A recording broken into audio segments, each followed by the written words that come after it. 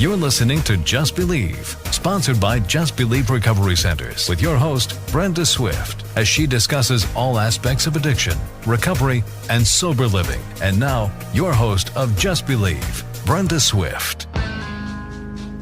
Welcome to Just Believe Radio. This is Brenda, your host, and we are here on the Talk of the Palm Beaches 900 AM at 3 p.m. Monday through Saturday. We have a hotline for anyone looking for help. It's 877-309-3635. And we are very honored today to have somebody that's involved with Rockers in Recovery, very instrumental in a lot of different treatment programs. Daryl Strawberry, welcome to the show. Well, thank you so much, Brenda. It's great to be here with you guys today. Thank you so much for taking time out of all of the people that are wanting pictures and shake your hand to share a little bit about us for our listeners about how you came to recovery and what you've enjoyed since then. Well, it was a real struggle, and I think anyone that struggles with addiction is very powerful. It destroys lives and family lives and everybody's lives around you and everything around you. And my life was no different. I think mine was lived out in the public eyes, and it was very hard for me to really identify who I was, because there were so many different opinions about me being a drug addict and me being lost in addiction. And I just ended up with some wonderful people around me. My sponsor down here in South Florida, Will and John C.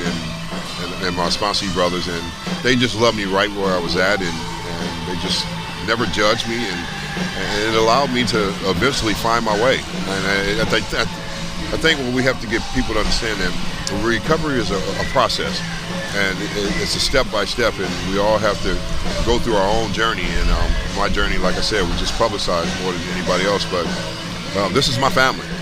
These are the people I love. These are the people that are dear to me and will always be dear to me. Absolutely. And I like the opportunity that you take to speak to people like this and organizations like this. You do quite a bit of work carrying the message that way on a public basis? Well, I just like to really, be a part of where I came from. You never forget where you came from, regardless of where you go in life and your new journey. Of course, I am in the recovery field. I have 2 treatment centers, one in Florida, St. Cloud, Florida, and one in Texas, to help people understand that they're not a mistake. None of us are. I love that. We just made a lot of mistakes, and there's something great about all of us, and the importance for the message that we need to carry is helping another addict that's still suffering. Someone's still out there suffering, and they need to believe that someone cares, and we just have to show that we care enough and that recovery works. And that's the whole message about anything, is being able to make the message clear to everyone that recovery works. And it truly does, and you're a walking example of that. You've been in recovery for how long now? I'm 11 years, going on 12 years now. Oh, congratulations. And proof, again, that we're sick people and not bad people is the message you carry, and that's very hopeful. We are sick, and when we recover, our brain comes back. It starts functioning again, and that's the good thing about it. When we're in the midst of it, if we're in the middle of the pit, it's really hard to believe in yourself, to see that your life is worth something, and everybody's is. Like I said, none of us are mistakes. We've all have fallen short, and to be able to pick ourselves up and get in recovery, and it's like I said, it's just really not about us. It's about getting there, but it's about giving back. Yes, what was so freely given to us. Yeah, it's a free gift, and I think a lot of us, should never take it for granted, because most of us shouldn't be here if we look at the real reality of it. And for some reason, we were here to carry the message so the sick and suffering addict may have a chance to recover. Absolutely. Thank you so much for taking your time out. I very much appreciate it, and I'm sure you carried a very good message to the people that are listening today. Well, thank you so much, Brenda. It's great being with you. Thank you for having me. Thank you. Welcome to Just Believe Radio. This is Brenda, your host, and I'd like to welcome our guest to the show, a very special guest, Mike DeLeon. How are you doing? I am good. How are you today? Great. Thanks so much for having me. Absolutely. Thank you for taking time out to be here. You have primarily a movie that's out that I know is of interest to the general public that we're trying to carry a message about. Can you tell us a little bit about that? Yes, the new movie comes out March 1st. It's called An American Epidemic. It's a documentary exposing how the epidemic public health crisis that we're in, be it overdose death, transcends all 50 states across the entire country. It came from a movie that we finished last year called Kids Are Dying, and it started off the overdose death of 4 young kids from New Jersey who all overdosed on heroin, and in telling their story, we found the problem existed statewide. We lose more kids to overdose death of heroin and prescription medication than we do to car accidents, and we decided to see if that was true nationwide. So we visited 40 states across the country over 11 months and came away with this American Epidemic movie that comes out March 1st.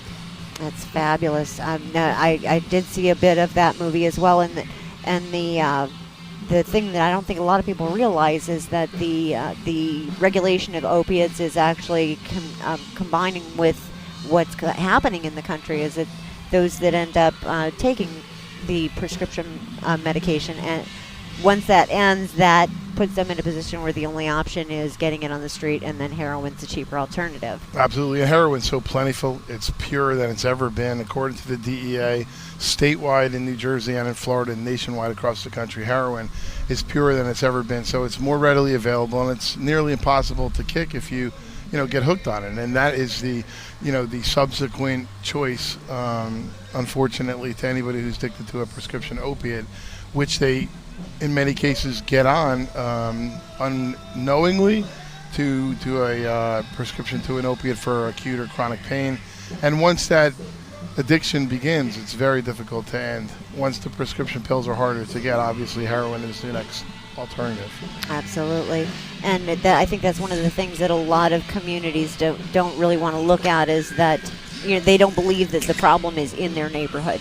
And they think that it only happens to those that grew up in alcoholic homes, to drug addict parents, and all of these things. And from everything that you're gathering, it's happening absolutely everywhere in the more affluent communities, as well as the ones that they're used to seeing it. What I found in New Jersey and across the country, especially in Florida, is these kids who were falling into prescription opiate addiction weren't from urban communities. They were suburban, were rural. They were upper middle class affluent kids in affluent families, and that's where the opiate prescription medication addiction hit hardest.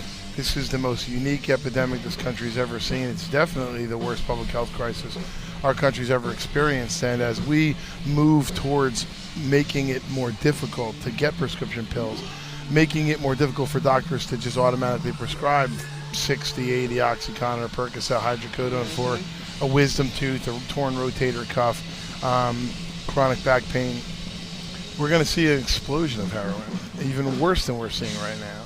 And then couple that with synthetic chemicals and marijuana legalization, I'm very scared of what's about to take place.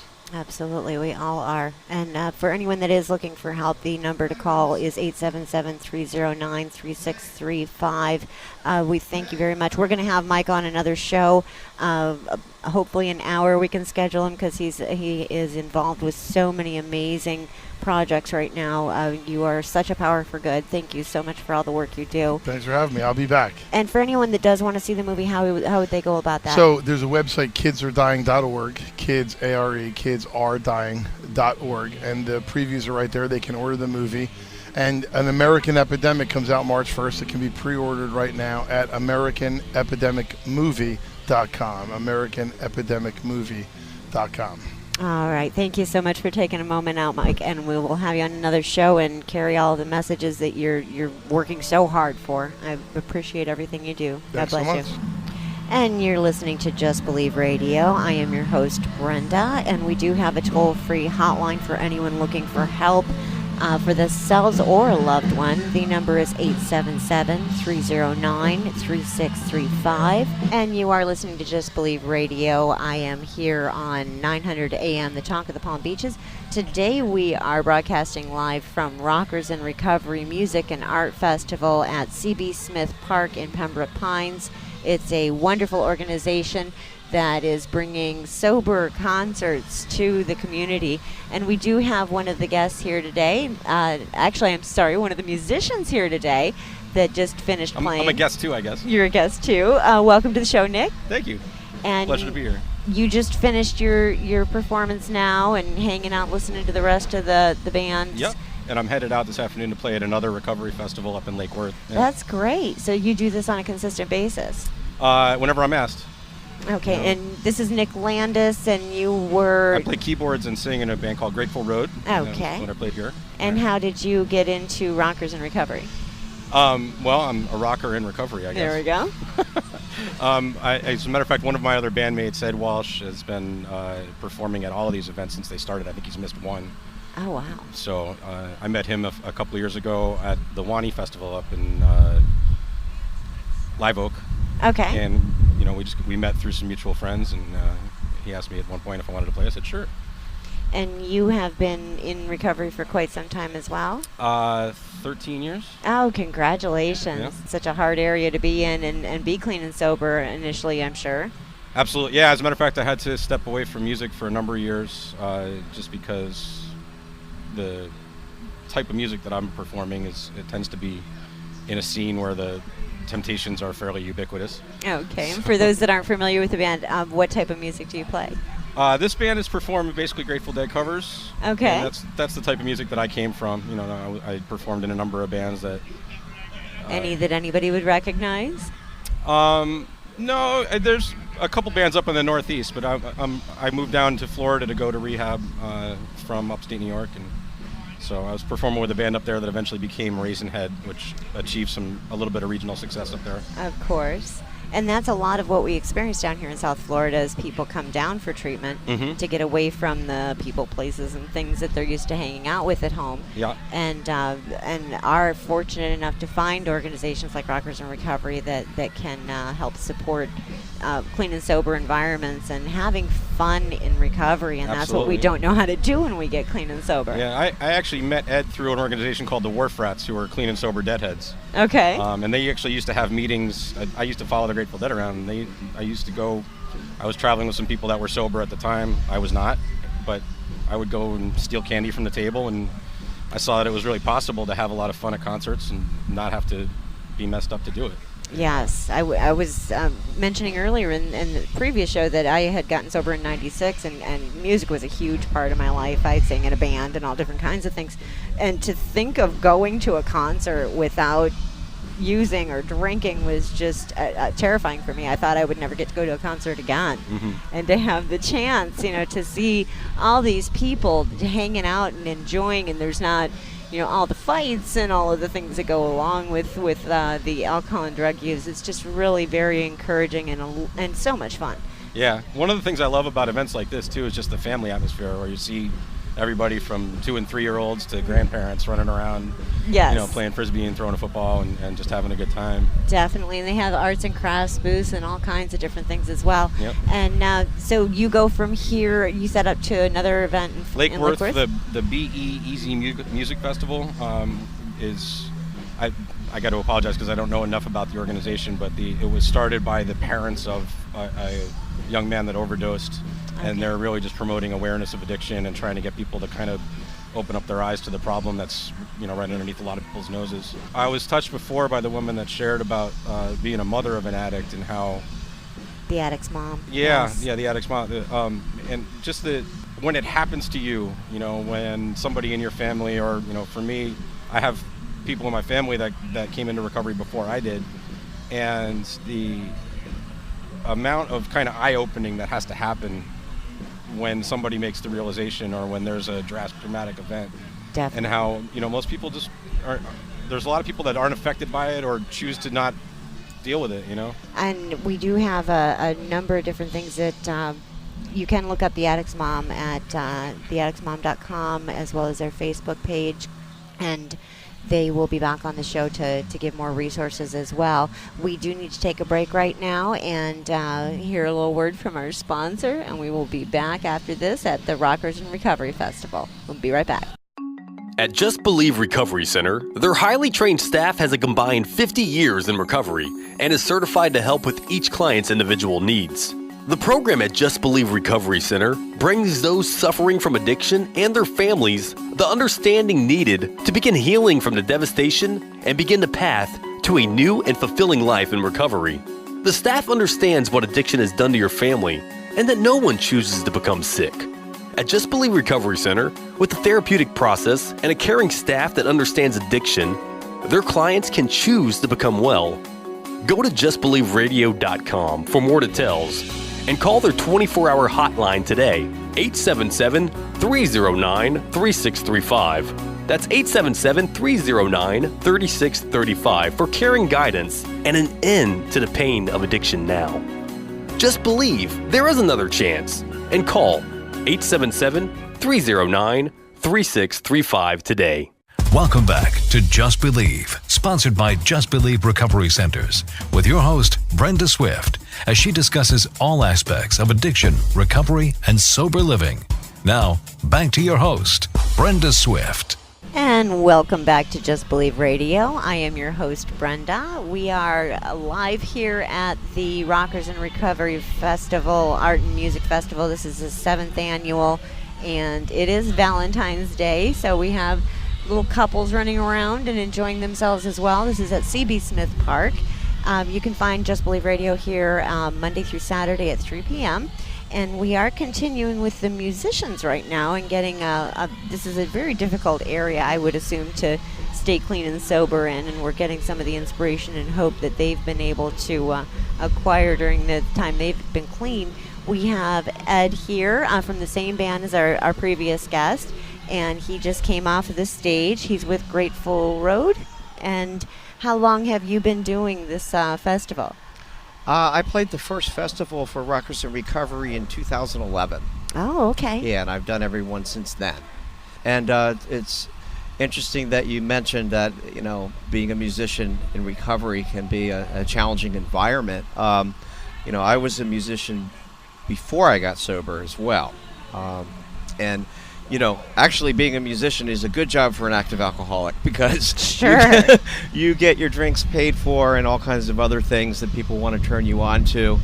And, you know, I mean, that worked until it stopped working for me. And an interesting thing about my recovery was music has been part of it from the very beginning. When I was in treatment, it was brought up a lot by the counselors at the treatment center that, you know, you might want to reconsider whether you could still play in a rock band, you know, when you get sober. And that's mostly what I heard. When I went to my first meeting, I'm in a 12-step fellowship. When I went to my first meeting after I got out of treatment, I was looking for a sponsor, you know, to work the steps with. I went to a men's meeting, and everybody in the room pointed to this one guy. And I went to talk to him after the meeting was over, and I asked him to be my sponsor. And then a little while later we're talking, and he revealed to me that he was a rock musician that had been playing sober in bands, in bars, around liquor and stuff, for at least 5 years at that point. And so about a month later, it was the first time for me to go into a club, a nightclub, where I used to drink and play, and play sober. And my sponsor just, you know, he convinced me that I was ready. He said, go with a couple of other people that are in recovery. Actually, another guy in the band was in recovery, so that was good. He said, call me when you get there. Tell me you're okay. Mm-hmm. Set up your rig. Tell me you're okay. Play your first set. Call me during the break, and then call me when you're done. And I did all that. And actually, from the get-go, I was okay. I was okay with it. And in a way, kind of seeing it from the other side and seeing how alcohol changed people and thinking about that used to be me, sort of kept right in my face, you know. Absolutely. That I didn't want to go back there because I wasn't somebody that could go out and have a couple of beers and have a good time. I had to push it to the limit, you know, which is why I ended up in recovery. So since then, it's been really good. I mean, besides continuing to play in normal situations that musicians play in, I've been blessed to be able to be part of the recovery music program and play this event and many other different types of events, things for various fellowships, other types of sober music festivals, and it's been a lot of fun. And the really cool thing is there's never a problem finding musicians that are willing to give their time and effort. You know, if I get an invitation to play somewhere, I just got to make a couple calls and I can get a band together. To do something like this. These are all guys that I've played with in different bands over the years. But we come together a few times a year as a recovery band to play these types of things. Oh, that's great. And did you have experience in other bands prior to this one? Yeah, actually, I moved down here in 1999, and the first band that I played in, the guy that was playing bass with us today, Bruce, was in that band. So I've been playing with him for 15 years. Oh, that's great. And I've been playing with the other guitar player for about 10 years. Okay. Yeah, so.